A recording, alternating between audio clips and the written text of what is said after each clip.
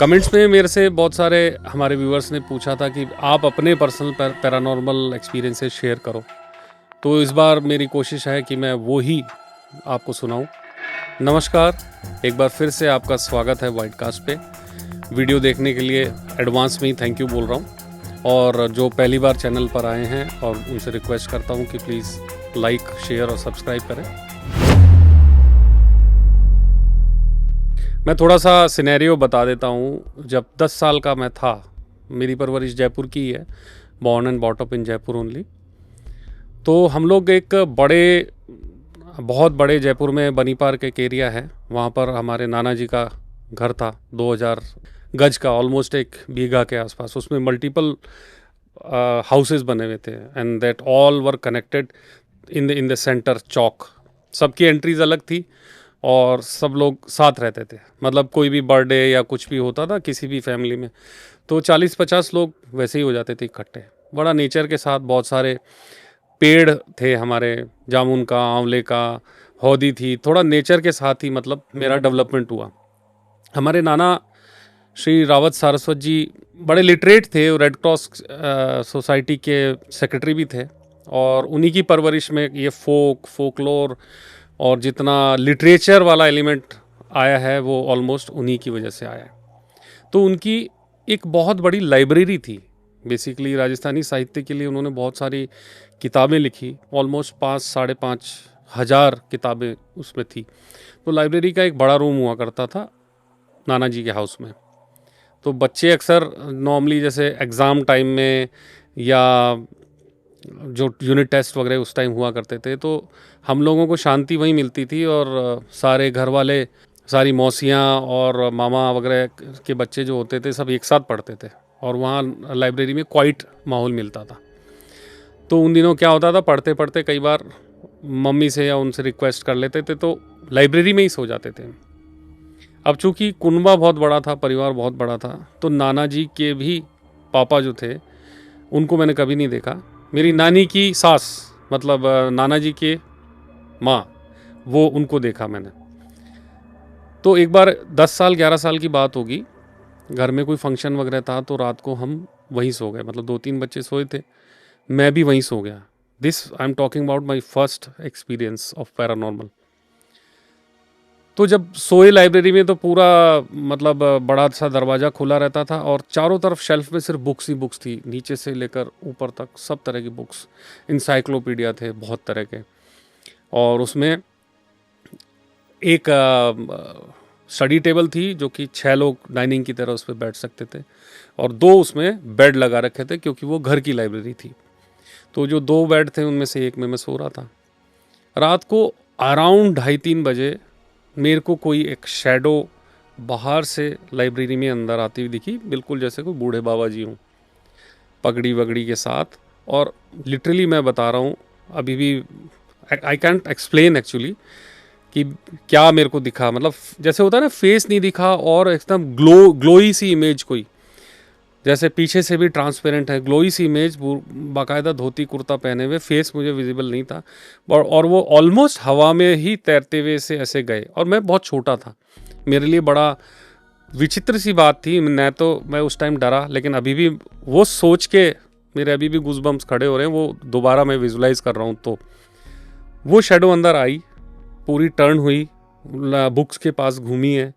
घूमने के बाद थोड़ी देर वेट करने के बाद वो वापस मेन हॉल की तरफ चली गई हमारी। तो मैं उससे देख के बेसिकली डरा भी नहीं, और बड़ा पहली बार कुछ ऐसा देखा न। उन्होंने जो भी इमेज थी वो उन्होंने मुझे कुछ कहा, बस मैं लेटे लेटे मैं देखता रहा था ऐसे। फिर मैंने मॉर्निंग में मामा जी से, मदर से उनको बोला कि मैंने रात को ऐसे देखा कोई आया था ऐसे। तो उन्होंने कंफर्म किया, बोले तुझे नहीं, तेरे से जो बड़े बच्चे हैं उनको भी दिखे थे। बोले ये पर नाना जी हैं, वो रहते हैं। तो लाइब्रेरी में आए और गए। तो उन्होंने कहा, बोले ये कभी कभी विजिबल रहते हैं घर में। That was my first experience. और ऐसा माना जाता है कि बच्चे जब तक नई मेमोरी, नया ज्ञान नहीं ले लेते, तब तक पुराने जन्म के भी जो कनेक्शन होते हैं ना, वो उनके याद रहते हैं, मतलब 5 साल तक तो बहुत ज़्यादा याद रहते हैं, लेकिन वो बोल नहीं पाता बच्चा, छोटा बच्चा। उसके बाद में वो समझता है। और अब आपसे भी अगर आप भी अगर नोट करो और फ्लैशबैक में जाने की कोशिश करो तो ऐसा लगेगा कि कुछ ग्लिम्सेस, कुछ शॉट्स आपको याद आएंगे अपनी परवरिश के, जहाँ भी आप पले बड़े। ऐसा कहीं लगेगा कि हाँ एक फ्लैश था, हम ऐसे ही खेलते थे, या हमारे घर में कोई पहली बार स्कूटर आया था। मैं आपके पॉइंट ऑफ व्यू से बता रहा हूँ, ये ऐसी इसी तरह से शायद मुझे लगता है याद आता हो। मुझे तो इसी तरह से याद आता है ग्लिम्सेस। 10-12 साल लगभग वो एज होती है। और वो उस टाइम जो मतलब बिफोर टीवी कह लो या टीवी आए थे, 65 में इंडिया में पहला ब्रॉडकास्ट हुआ था। और हमारे यहाँ भी नाना जी के यहाँ ऑलमोस्ट आई थिंक 76 में 77 में आ गया था ब्लैक एंड वाइट टीवी, बड़ा वो शटर वाला, हवा महल बोलते थे उसको। जेके के टीवी आए थे उस टाइम, तो पहले रामायण आई थी, रामायण 87 में आई थी बेसिकली। वो दौर था। तो उस टाइम क्या कहानियों किस्सों का बड़ा चलता था, जो आज भी आप इंजॉय कर रहे हैं और मुझे भी बोलने में मज़ा आ रहा है और आप लोगों को सुनने में मज़ा आ रहा है। तो वो भूतों की कहानियाँ, जैसे ही रात हो जाती है, भूतों की कहानियाँ, कोई किस्से, कभी किसी के साथ क्या हुआ, कुछ तो वर्चुअल बना लेते थे और कुछ अपनी पौराणिक कथाओं में और उनमें अपनी हिंदुइज़्म में जो थी वो नानी दादियाँ सुनाती थी, वो सुन के मज़े लेते थे, डरते थे, छतों पे सोते थे। वो दौर था। इतने बड़े परिवार के साथ में 40-45 लोगों के बीच में, जैसे कहते हैं ना, जन्म मरण परण लगता रहता है। हर साल कोई किसी न किसी का जन्म होता था किसी फैमिली में, हर साल कोई ना कोई शादी होती थी, और हर साल कोई ना कोई बड़ा बुजुर्ग, नॉट हर साल, 2-3 साल में एक बार, मतलब ऐसे तीनों चीज़ें होती थी। तो उसी दौरान हमारे नाना जी एक्सपायर हुए आई थिंक 91 में। हमारे बड़े मामा जी काम करते थे खेतड़ी कॉपर माइंस में, तो उनकी पूरी फैमिली भी वहीं रहती थी। इधर नाना जी एक्सपायर हुए तो वो खबर, मतलब फ़ोन बाद में उनको गया, उससे पहले की इंसिडेंट्स में बता रहा हूँ कि उनके बेटे को, मामा जी के बेटे जो कि खेतड़ी में रहते थे, उनके बेटे को नाना जी के एक फ्रेंड वहाँ मिले खेतड़ी में। और ऐसे ही रास्ते में चलते हुए वो अपने घर जा रहे थे, रात के टाइम 10, साढ़े 10, 11 का टाइम वो मिले। तो उन्होंने पूछा, अरे अंकल जी प्रणाम, आप यहाँ? बोले हाँ मैं किसी काम से आया था। रावत जी ठीक है ना? तो उन्होंने कहा हाँ वो तो ठीक ही हैं, बढ़िया हैं जयपुर में, एकदम फर्स्ट क्लास। तो ऐसे करके निकल गए। उसके थोड़ी देर बाद में जब वो वापस घर आ रहे थे तो फिर वही अंकल मिले जो जयपुर में नाना जी के फ्रेंड थे। उन्होंने फिर वो पूछा, और बंटी रावत जी ठीक है ना? तो उन्होंने उस बड़ा वियर्ड लगा, बोले यार अभी तो मैंने बताया था इनको। फिर वो बोले कि अंकल अभी तो मैंने बताया था, अभी तो बात हुई थी आपसे, आप बताया था कि भी नाना जी ठीक है, ठीक है। तो वो ओके करके निकल गए। उसके एग्जैक्ट 10-15 मिनट बाद लैंडलाइन पे फ़ोन यहाँ से जाता है जयपुर से, और वो खबर पहुँचाते हैं कि भी नाना जी इज़ नो मोर। तो ये क्या कनेक्शन था, मतलब। और उसके बाद में जब बंटी भैया ने बताया बड़े मामा जी को, या जयपुर आके भी बताया कि भी ऐसा ऐसा मेरे साथ हुआ था, वो अंकल आए थे नाना जी के फलान दोस्त, तो बोले उनको तो मरे 3 साल हो गए उनको तो। मतलब कोई ना कोई सोल कनेक्शन है। जब ये डिपार्ट होने वाले थे तो उनको पहले से पता था, इसीलिए वो पहले से वो पूछ रहे हैं, या क्या कुछ कनेक्शन है बड़ा। मतलब ये दो बड़े विचित्र से इंसिडेंसेस मेरे बचपन के थे। हालांकि समझ तो उतनी डेवलप नहीं हुई थी, लेकिन उसके बाद में प्रोफेशनली म्यूज़िक और इलेक्ट्रॉनिक्स का मेल हुआ, और मैं basically sound engineering music production की लाइन में आया। और हम लोगों ने जब शुरू किया था, जब टेप्स और स्पूल टेप्स में रिकॉर्डिंग हुआ करती थी, हमारे पॉडकास्ट में आपको पीछे मिल भी जाएगा सेट में कहीं ना कहीं, वो गोल गोल डिश स्पूल टेप्स पड़ी हुई मिल जाएगी, रिकॉर्ड्स मिल जाएंगे। तो वही विंटेज चीज़ें थी। और वही वो दौर था कि जब कंप्यूटर्स आए थे। 1995 में पहला माउस वाला कंप्यूटर विंडोज़ 95 इंट्रोड्यूस हुआ था, हालांकि एप्पल में तो पहले से आता था। तो खैर फाइनली हम लोगों ने सबसे पहले जयपुर में स्टूडियो डाला 2001 में, मेरा खुद का स्टूडियो, जिसकी एक ब्रांच फिर मुंबई में 2006 में खोली। अब सबसे बड़ा चैलेंज था, मुंबई तो मैं बचपन से भी जाता था, रिश्तेदारी भी बहुत थी, 1988 में फर्स्ट टाइम गया था, तो फैसिनेट भी था क्योंकि इंडस्ट्री सारी मुंबई है। अभी भी, अब तो खैर स्कैटर्ड है, साउथ की अलग हो गई, सब जगह की अलग हो गई। साउथ के चारों स्टेट्स में अपनी अपनी बहुत अच्छी इंडस्ट्रीज़ है। तो लेकिन हिंदी सेंट्रिक सारा मुंबई है, आज भी मुंबई है।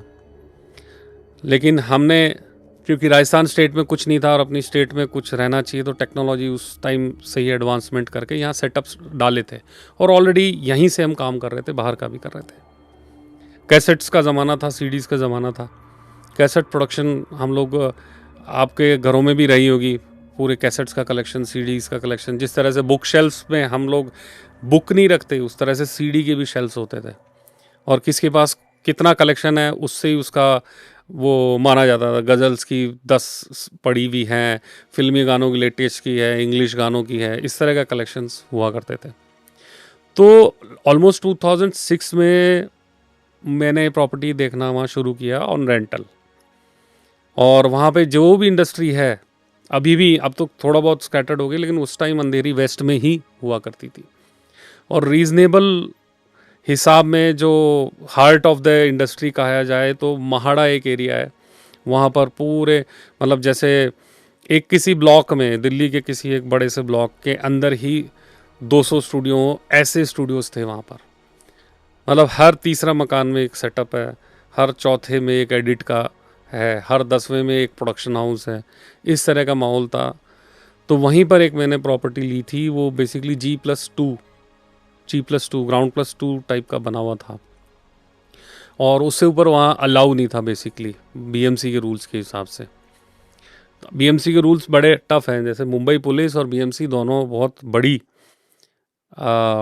ऑर्गेनाइजेशंस हैं वहाँ पर। मुंबई पुलिस का भी बहुत नाम है, बहुत अंडरवर्ल्ड को काबू करने के लिए।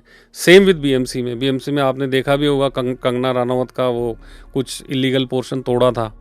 बाकी शहरों में तो एडजस्टमेंट से चल जाता है, लेकिन बीएमसी के बड़े कड़े नॉर्म्स हैं।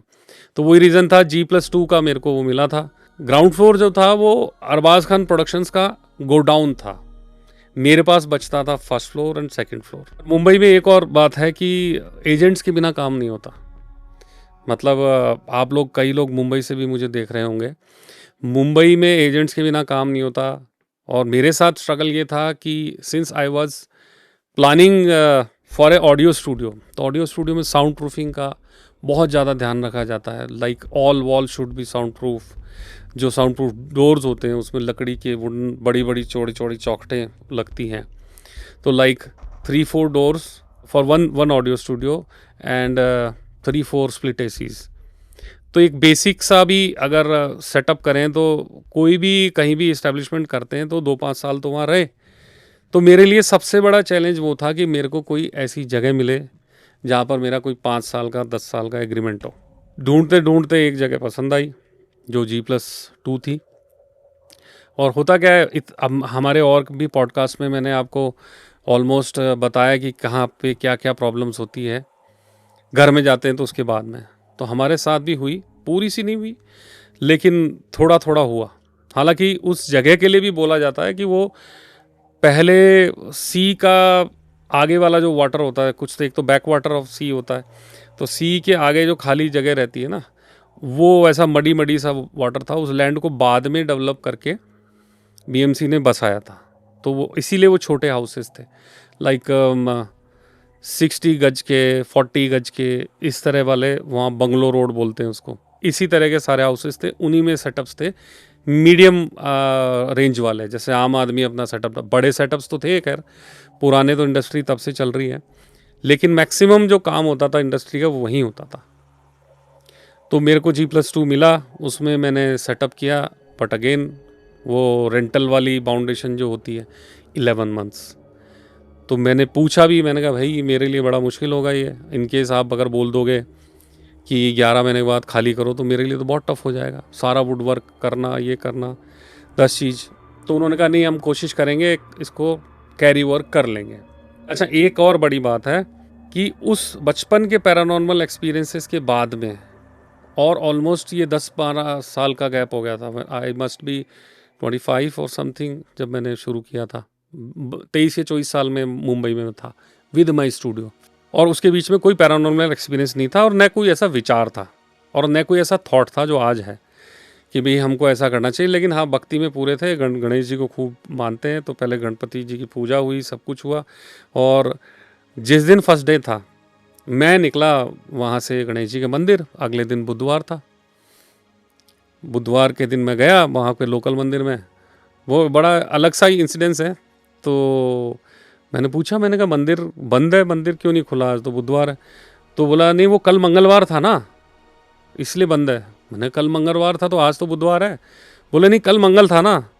लेटली आई रियलाइज्ड, लोगों से पूछा करा तो वहाँ पे गणेश जी को मंगलवार की पूजा होती है, बुधवार को वो पट लेट खोलते हैं। तो वो मेरे लिए भी सरप्राइजिंग था। और वही ऑलमोस्ट वो दौर था कि इंटरनेट की रीच बढ़ती जा रही थी, मोबाइल फ़ोन्स की रीच बढ़ती जा रही थी। तो वो दौर बेसिकली वो था कि ट्रांसफॉर्मेशन चल रहा था, टेक्नोलॉजिकल ट्रांसफॉर्मेशन चल रहा था। हमारी इंडस्ट्री में भी बहुत चल रहा था। हम लोग कैसेट सीडी स्पूल से लेके आए थे, फिर पेन ड्राइव्स आई थी, उससे पायरेसी बढ़ गई। फिर यूट्यूब आया था 2005 में, लेकिन यूट्यूब की रीच इतनी नहीं थी क्योंकि मोबाइल फ़ोन्स पे नहीं, वो डेस्कटॉप्स पे ज़्यादा था।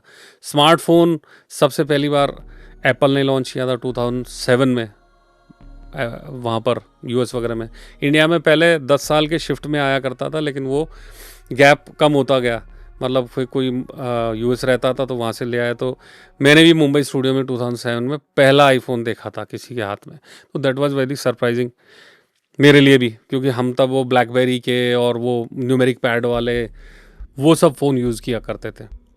तो फाइनली वो गणेश जी वाला इंसिडेंस हुआ। उसके बाद में ठीक है, रेगुलर अपनी पूजा पाठ की। मेन बात क्या थी, हमारा जयपुर स्टूडियोज़ भी चालू था और मुंबई स्टूडियो भी चालू था।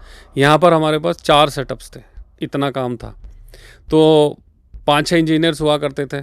तो इस्टेब्लिश हमने किया जाके, और शिफ्ट लगा देते थे। लाइक मतलब इट वाज ए अपॉर्चुनिटी ना, कि अगर कोई छोटे शहर में बैठा है, फिर वो मुंबई में काम करने को उसको मिल रहा है, तो इंजीनियर्स को भी अपॉर्चुनिटी मिलती थी। मतलब not all the time I was there वहाँ। फिर मैं बोलता था कि भाई किसको जाना है 1-1 महीने के लिए, तो I use to shift the engineers. उन लोगों को मज़ा आता था, बड़ा एक्सपोजर मिलता था, बड़ी चीज़ होती थी। और स्टूडियो में बहुत काम किया हमने। मतलब वहाँ you name the film, you name the TV series, MTV, Splitsvilla 2, दिल दोस्ती एक्सेट्रा। और बड़े से बड़े जितने बैंड्स हैं कई, उनके भी काम किए हैं। Top most singers, leading singers को हमने वहाँ डब किया। एक पंडित राजन मिश्रा, साजन मिश्रा, पद्म भूषण, आई थिंक पद्म भूषण थे, अब Rajan ji is no more. तो उनकी एक फ़िल्म थी, उस फिल्म के लिए बहुत सारे सिंगर्स को डब किया।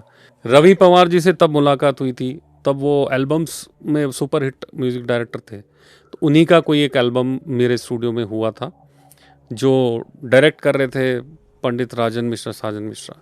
तो बहुत सारे सिंगर्स आए थे, अब्रॉड के भी कुछ काम थे मिक्स होने जो आते थे। तो कुल मिला के वहाँ पर ज़बरदस्त काम किया। अब इसमें एक सरप्राइजिंग बात जो सबसे पहली मेरे लिए थी जब मैंने स्टूडियो को डाला, तो ये था कि एक्सपीरियंस तो मुझे था, लाइक साउंड प्रूफिंग करना, स्टूडियो डिज़ाइन करना, इक्विपमेंट इंस्टॉल करना, दैट वाज ऑल माई, मतलब बाएं हाथ का खेल जिसको कहते हैं। तो मैं मेरे कारपेंटर को, चीफ कारपेंटर को यहाँ से लेके गया था अलॉन्ग विद द मटेरियल्स।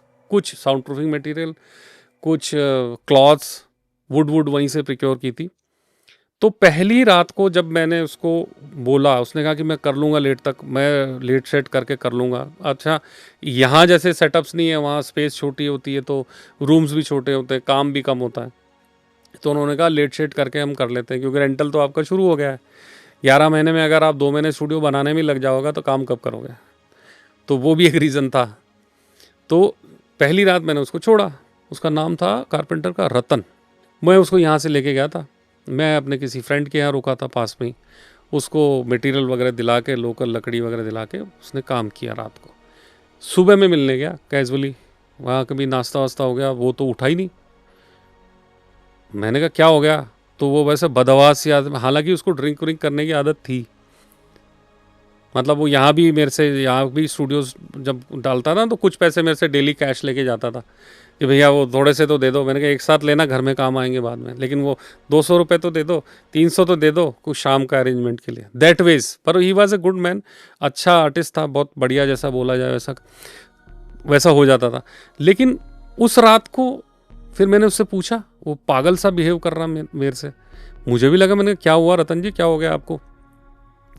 बोले नहीं, वो पड़ोसी काम नहीं करने देते, रोक देते हैं। और मैंने कहा 9 बजे तक, तो मैंने भी पूछा हुआ था पास पड़ोस से, 9 बजे तक कर सकते थे आप रात को। बोले मैंने किया, लेकिन कोई वो रोक रहा था मुझे, कोई मना कर रहा था। मैंने कहा बिल्कुल पागल सा हो गया। मैंने कहा ज़्यादा पी ली क्या, होश नहीं है, क्या हो गया आपको? तो मैं भी घबरा गया उस टाइम। शाम तक आते आते डिसीजन ये हुआ, मैंने कहा भैया इनको पहुंचाओ, दूर देश है इनके लिए। तब ऐसे कम्युनिकेशन भी कहाँ हुआ करते थे, फ़ोन थे हमारे पास न्यूमेरिक वाले, लेकिन इतनी सुविधाएं कहाँ थी जो आज की डेट में हैं। न गाड़ी घोड़े, न फाइनेंस की भी, अब तो सब कुछ डिजिटल हो गया, लेकिन पहले नहीं था। तो मैं I was a little worried. मैंने कहा हो सकता है कुछ ज़्यादा पी ली हो, कुछ और हो। तो मैंने वो समझ लिया, मैंने कहा ही विल नॉट जेल, अगर इसको महीने भर काम करना पड़े तो दिक्कत हो जाएगी मुझे। तो तुरंत मैंने फ्रेंड के साथ डिसीजन लिया, उनको शाम वाली ट्रेन से ही उनको बैठाया, पैसे दिए, मैंने कहा आप सीधे जाओ, 17 घंटे में जयपुर पहुंच जाओगे। वहाँ वहाँ तो फिर लोकल आदमी तो लोकल है, तो वो बात आई गई होगी। उसके बाद में मैंने खूब ज़बरदस्त काम किया, ये जानते हुए भी कि ये नया डेवलप्ड वो है। और कई बार ऐसा होता था, जैसे मिक्सिंग के प्रोजेक्ट्स बहुत आते थे, मिक्सिंग के प्रोजेक्ट आते थे तो दिन में रिकॉर्डिंग्स होती थी, रात को मिक्स करते थे। फीलिंग ऐसा होती थी कि अचानक कोई है साथ में, पर चूंकि दिमाग में वो पैरानॉर्मल कुछ था ही नहीं, तो दिमाग उस तरफ जाता ही नहीं था। मतलब ऐसा फील नहीं होता था अकेले हो।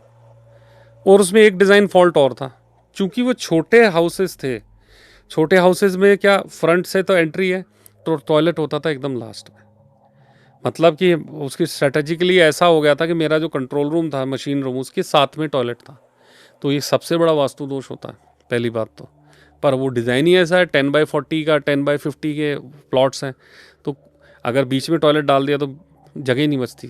तो डिज़ाइन के हिसाब से एंड में डालते थे, तो वो भी बड़ा अजीब सा मतलब रहता था। उसको नीट एंड क्लीन रखते थे हालांकि हम लोग, पर वो टॉयलेट के साथ में वही चीज़, कंट्रोल रूम होना। कितने बड़े बड़े सिंगर आ रहे हैं, टॉयलेट का है, ये रहा, वो बड़ा अजीब लगता है, सिंस जगह तो छोटी थी ना। आई थिंक ऐसा आप लोगों को ऐसा तो नहीं लग रहा कि मैं बहुत ज़्यादा एलोबरेट करके बात कर रहा हूँ, लेकिन ये मेरी फीलिंग्स है। बेसिकली पैरानॉर्मल इसी के बीच में घुसा हुआ है कई कई जगह, जो कि बहुत लेट रियलाइज़ हुआ। और इनफैक्ट जब मैंने अब डॉट्स कनेक्ट किए ना, अब आई मीन टू से अभी 1-2 साल पहले, उसके बाद में सारी चीज़ें क्लियर होती हैं कि ऐसा हुआ तो ऐसा क्यों हुआ था। मुंबई में जब फर्स्ट टाइम मेरे कारपेंटर के साथ प्रॉब्लम हुई तो ऐसी क्यों हुई थी, वो बहुत बाद में पता लगता है। फिर उसके बारे में स्टडीज़ भी की और भी की। Let's come back to the story first. हम तो ऐसा फील हुआ करता था कि मैं मिक्सिंग अगर कर रहा हूँ तो साथ में कोई और है। कई बार ऐसा होता था गेट पे आर्ट है और है, दिखता कुछ नहीं था, शायद मेरे देवगण है इसलिए नहीं दिखता था, लेकिन फील होता था। लेकिन इस तरफ दिमाग नहीं गया कि कभी कोई इस तरह की एंटिटी या कुछ हो सकती है, क्योंकि सब बढ़िया ही चल रहा था, बेस्ट काम किया हमने वहाँ पे। और कोई आया गया होगा, उसने भी ऐसा कुछ फील नहीं कराया कि भी यहाँ कुछ गड़बड़ है या कुछ है। एक बंदा आया था, आई थिंक अली नाम था, कनाडा से कोई बंदा था वो, और बहुत लिटरेट था। उसने कुरान पूरी पढ़ी हुई, बाइबल पूरी पढ़ी हुई, अपनी रामायण महाभारत और हिंदू एपिक्स भी काफ़ी पढ़े हुए। उसका गाना मिक्स कर रहा था। Programmer was one of my friend Aditya. मैं मिला नहीं था उस क्लाइंट से कभी। He just came, sat on the sofa बगल में, मैं मिक्स कर रहा था, आके बैठा। उसके बाद में टर्न हुआ, मुझे पता था कि अली आने वाला है। टॉल, अच्छा गोरा हैंडसम लड़का था, वहीं born and brought up in Canada only, bold था, बड़ा स्मार्ट सा बंदा। आके बैठा, ओ हाय अमित। मैंने कहा हाय अली, हाउ आर यू। मैंने I was just mixing your song, और थोड़ा बहुत उसको सुनाया। गाना सुनने के बाद उसने मेरे को सीधा पहला वर्ड ये बोला, you are very privilege, you are surrounded with so many good souls. मैं, मेरे लिए बड़ा स्ट्रेंज था ये सुनने के लिए कि I am surrounded with so many good souls. वो एक तरह से मीडियमशिप वाला बंदा था, वो देख सकता था, महसूस कर सकता था, मुझे नहीं महसूस होता था। उसने आते ही मुझे बोला, फिर मैंने उससे एक्सप्लेनेशन थोड़ा सा मांगा। मैंने कहा क्यों, आपको ऐसा क्यों लगा? बोले नहीं, आपके आसपास अच्छी सोल्स हैं। तो मैं आया गया होके नज़रअंदाज कर दी उस चीज़ को। मैंने कहा पता नहीं क्यों बोल रहा है, आदमी को क्यों लगेगा ऐसा। तो वो डॉट बाद में जब कनेक्ट हुआ, वो 11 महीने बाद मुझे छोड़ना पड़ा था। खूब कोशिश करने के बाद, खूब ही कोशिश कर ली। मैंने कहा भाई आप कैरी ओवर कर दो, ये करो, लेकिन एजेंट ने कहा कि भाई एक्चुअली प्रॉब्लम ये है कि ये जो ओनर हैं वो मकान बेच रहे हैं। तो ऐसी जगह पेच फंसाते ना हर बार, बेच रहे हैं तो फिर वो नुकसान मुझे झेलना था। तो एक दूसरी प्रॉपर्टी कोई देखी, उसमें शिफ्ट हुए। उसके बाद में मैंने जब और फ्रेंडली हो गए थे लोग, और फिर एक दो इंसिडेंसेस, पहला हमारे कारपेंटर वाला, दूसरा मेरे को जो फील होता था कोई है पर मैं कंफर्म नहीं था, तीसरा वो कंफर्म अली ने आके किया। तब मैंने पूछा दूसरे एजेंट से, किसी से, कि भाई ये मकान में क्या कुछ वो ऐसा था। फिर डिटेल में किसी पड़ोसी ने बताया, उसने भी नहीं बताया। उसने कहा सर जिस मकान में आप थे ना, उस मकान में जिस जिस कमरे में आपका कंट्रोल रूम था, स्टूडियो था, उस कमरे में एक बुजुर्ग को बंद रखता था उसका मकान मालिक, अपने मतलब उसके फादर जो थे मकान मालिक के, वो मेंटली थोड़ा सा रिटार्ड थे। तो वो ऐसी हरकतें करते थे, तो वो चेन से बांध के उसको अंदर रखते थे और लॉक करके जाते थे। सिर्फ खाना देते थे आके, मतलब सुबह शाम खाना देने आते थे, खोला खाना दे। और मुंबई ऐसी जगह है कि अगर उनको बाहर भी छोड़ दें, तब की ऐसी मानसिकता थी, उनको अगर बाहर भी छोड़ दें तो बाहर एक तो वो कोई बंदा काम करने तो जाएगा ही ना। अगर मेरे फादर के साथ ऐसा हो जाए और मैं इतना मजबूर हूँ, तो मेरे को कहीं ना कहीं लॉक इन की तो रखना पड़ेगा ना मेरे पीछे से। तो वो मेंटिलिटी से ऐसा बहुत होता था वहाँ पे। फ्रस्ट्रेशन लेवल इतने हाई हुआ करते थे, आज भी होते हैं, आज भी कितने केसेस देखते हैं अपन सुसाइड और उसके।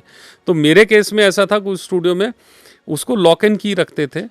फिर एक बार वो बाहर गया था, मतलब आ नहीं पाया था, आउट ऑफ टाउन था, एक दिन लेट हो गया था। और जब वो आया, then his father was no more. तो खोलने के बाद उनकी डेड बॉडी निकली, और उसके कुछ दिन अबंडेंट रहा, 6 महीने 8 महीने साल भर। उसके बाद में हम ढूंढते हुए गए और हमें वो मकान चेप दिया गया। और वो डॉट्स जब कनेक्ट हुए, तब रियलाइज़ होता है कि हाँ पहले रात क्या हुआ होगा, कि वो जो सोल्स थी, जो उनकी सोल थी, या और हर एक के साथ कैरी होती है अच्छी सोल्स, आपके पितर भी आपके साथ रहते हैं। तो हमारे साथ जो हमेशा चला करते थे, या उस रूम में जो थे, उनकी कुछ बॉन्डिंग हुई होगी। मुझे अलाउ कर दिया, मेरे कारपेंटर को अलाउ नहीं किया, जिसको कंफर्म किया मेरे एक क्लाइंट ने। तब वो डॉट्स कनेक्ट अब मैं कर पा रहा हूँ, उस टाइम नहीं कर पा सकता था। अब जब पढ़ रहा हूँ, देख रहा हूँ, फील कर रहा हूँ, लोगों के एक्सपीरियंसेस शेयर कर रहा हूँ, now I can connect the dots, और पता लग सकता है कि क्या रीज़न रहा होगा। और उसीलिए ये पॉडकास्ट शुरू किया।